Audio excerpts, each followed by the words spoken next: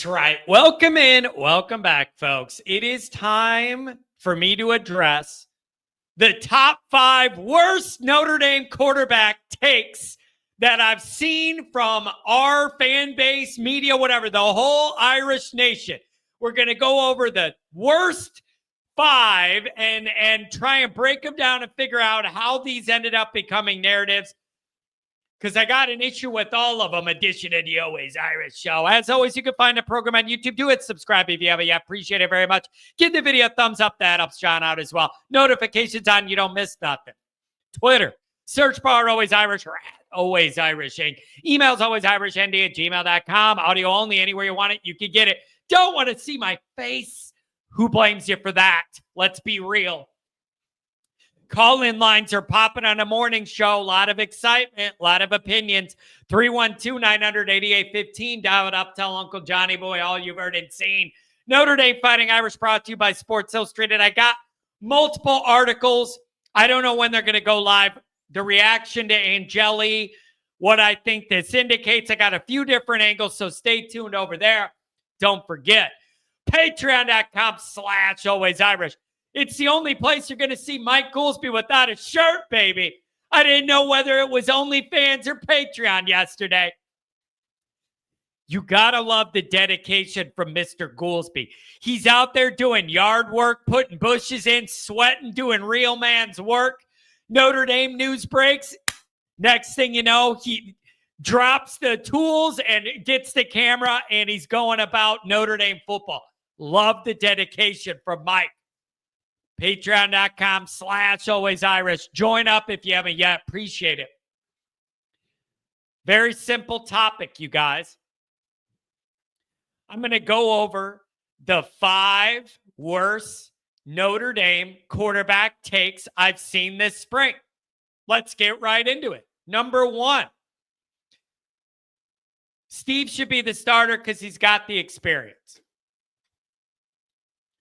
So my question to start this bullet point would be, define experience. More specifically, define valuable experience. Like all things I end up wading into, there ends up being nuance. Put it on a t-shirt. By experience, do you just mean the years he's been in a locker room around big-time football? Is that what you mean by experience? Literally years spent doing this at all in the building?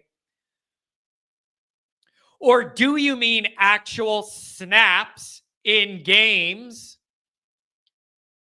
Or do you mean snaps in games with everything in the balance, everything hanging on the line, like pressure-packed situation, and it's all on you?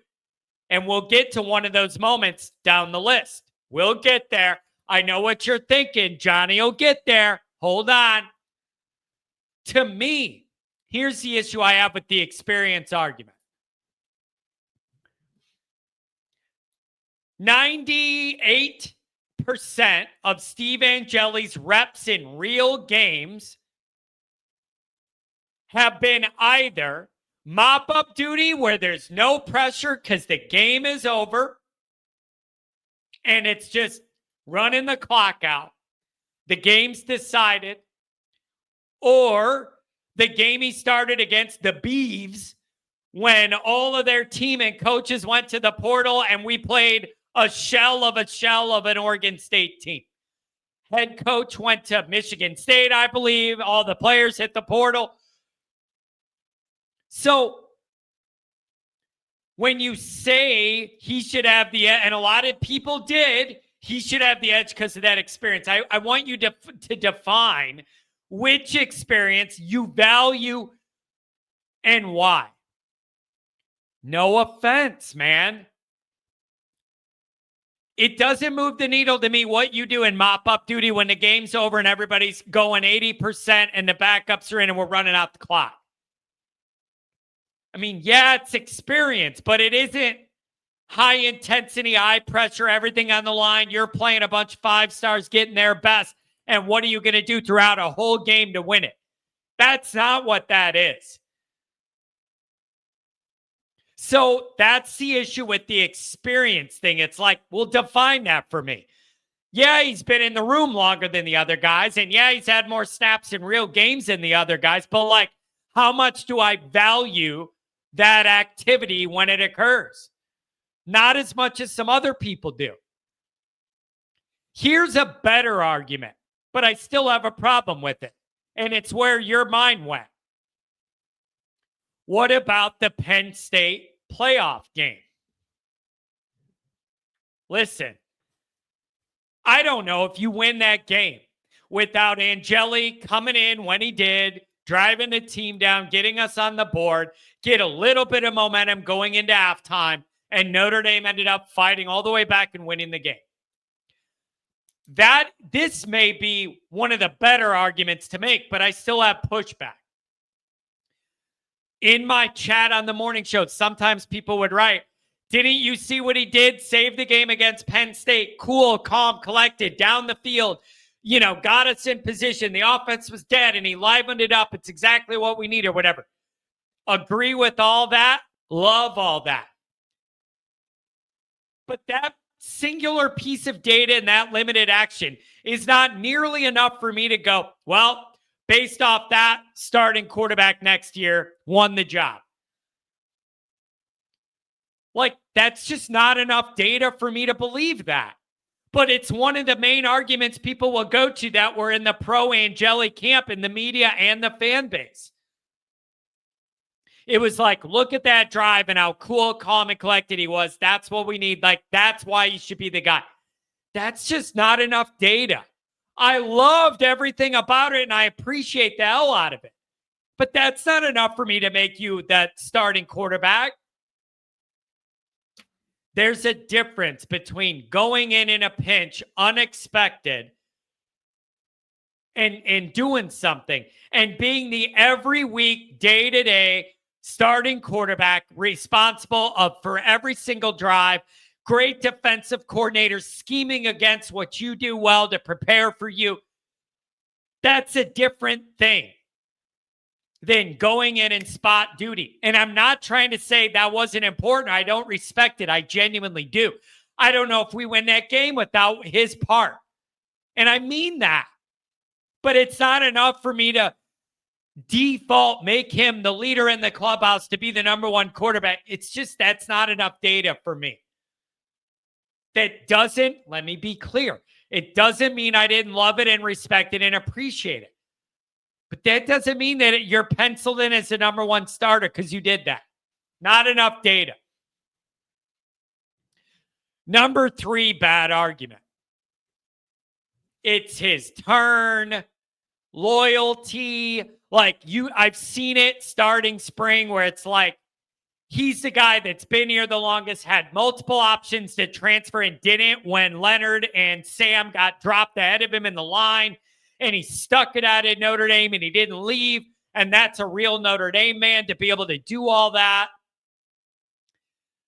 Again, we're in a dynamic where I totally respect that loyalty, admire that loyalty.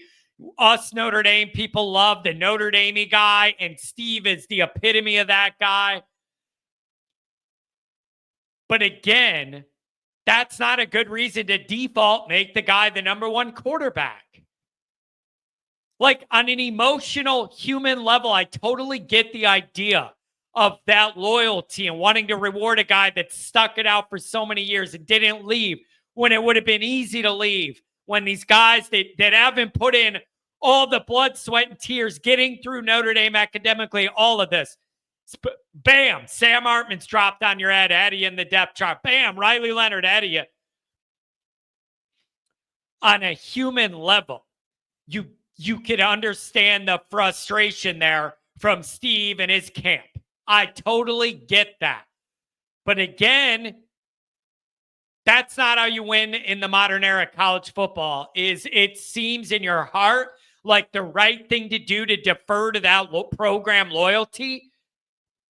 You just can't operate that way. You can't make decisions based on that. While it may feel just in your heart, my mind says you just can't make decisions that way. And it just didn't work out. Didn't work out. Number 4.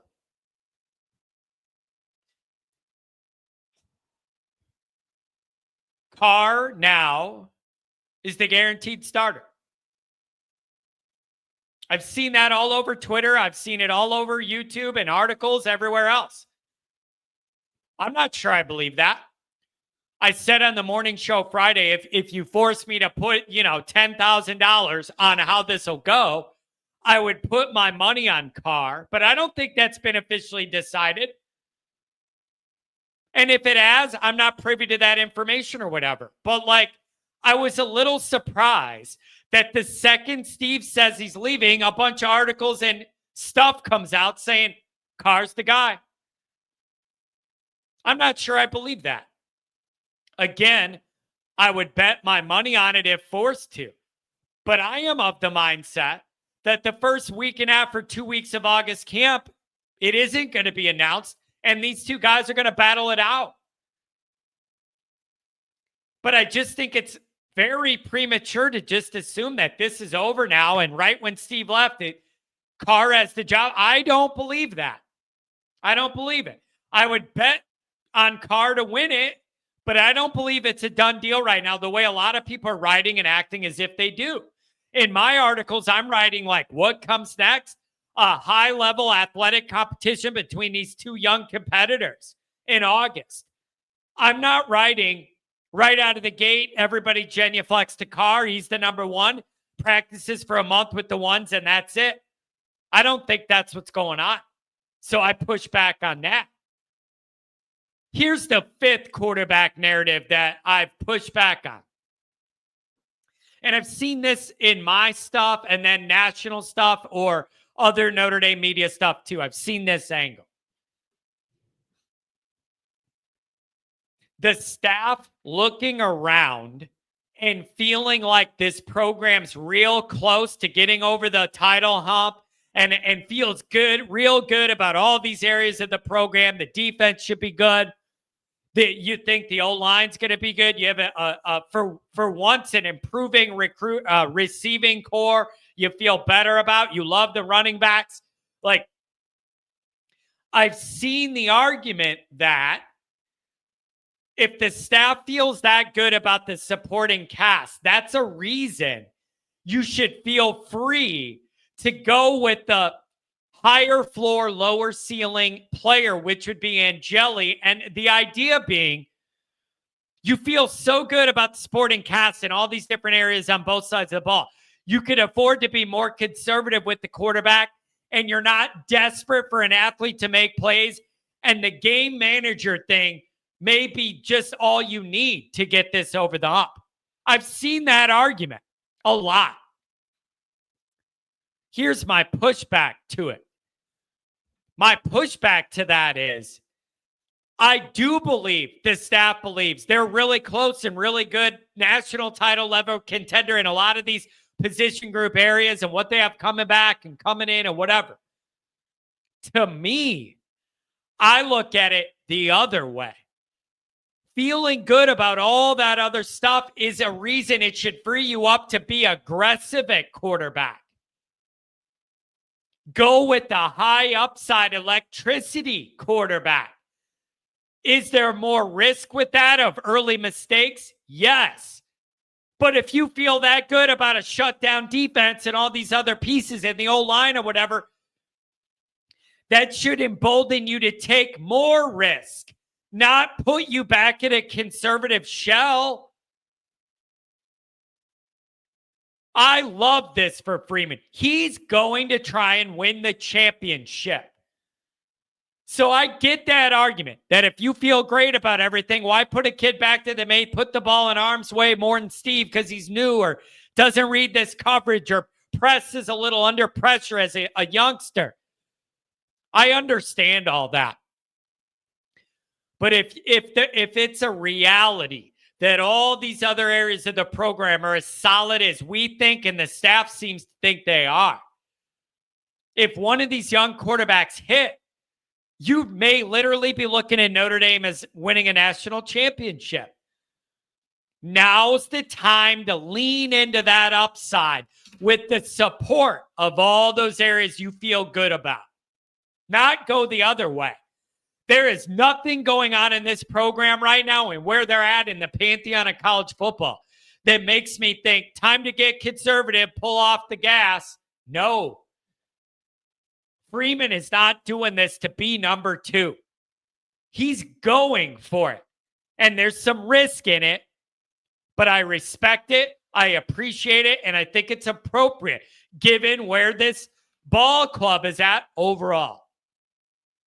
So those are 5 of these spring QB takes that I've heard that I'm pushing back on. Now that some of the deck chairs have been cleared and we have a direction, what do you think about all this? Let me know.